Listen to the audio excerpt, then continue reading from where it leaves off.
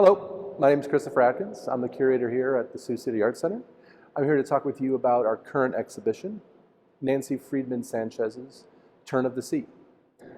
This is the first time that so many of Nancy's work have been on view here in one location, and we're very proud to be able to present these works for the first time. Many of the works that are on display here are brand new, but some of the works are older as well too. Some going back to 2007, in fact. And some of them are finished this year in 2022.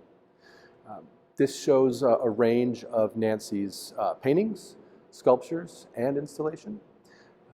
They combine works on Tyvek, as well as works on the table that you see here, as well as collaborations with poets that she's worked with on some of the books that she's published as well too. There are many pieces to talk about in this exhibition, and there's a lot of content with each of these pieces.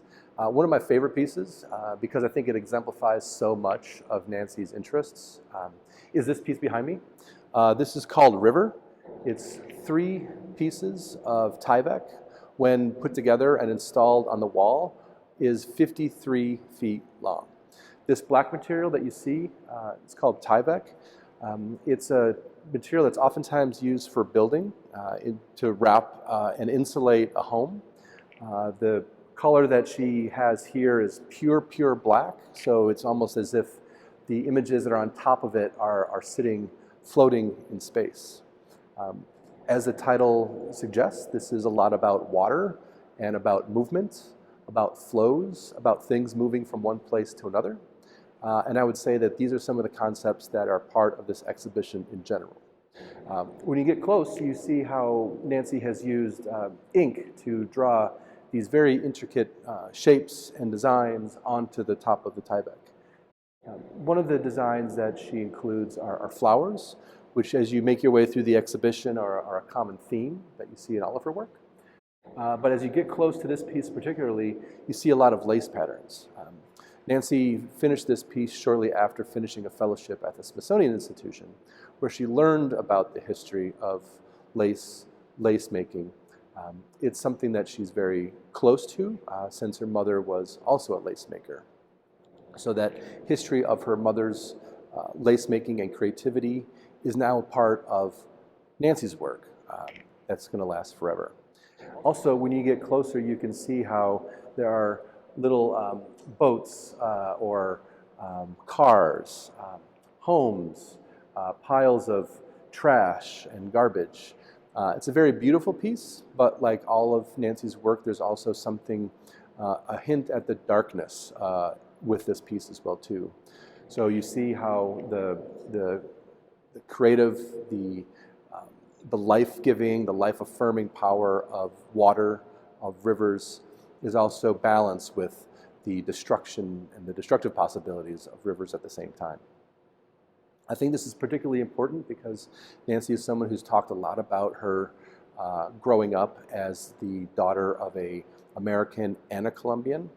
She's someone who's moved around quite a bit, growing up in Colombia, then moving to New York, before settling where she is now in Lincoln, Nebraska. This is a process that is very much a part of all of her work.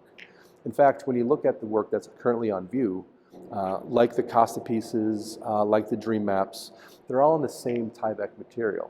It's very easy to roll it up, put it into a tube, ship it along to the next venue, unroll it, tack it to the walls, and you have an exhibition. And this idea of the ease by which objects can move from one place to another is very important to Nancy. It's very interesting to see how she uses this idea of movement, of transportation, of translation, of converting one word into another. Shows up not just in the content of her exhibitions, but also how it's displayed and how it's installed at each venue. One of the things that I like to point out about this piece, River specifically, again, as you get closer, is to look at how it is closely tied to things that are happening right now. When we were installing the exhibition, the news was talking about floods in eastern Kentucky. We're still hearing about massive rain and flooding in Pakistan, droughts in the western United States. Even though this work was made so long ago, she's almost forecasts what's happening now with climate change, things that are happening that unfortunately many people are suffering from. So it speaks very much to who she is, it speaks very much to her life and where she comes from, but it also is something that helps us look at our current world and what is happening now.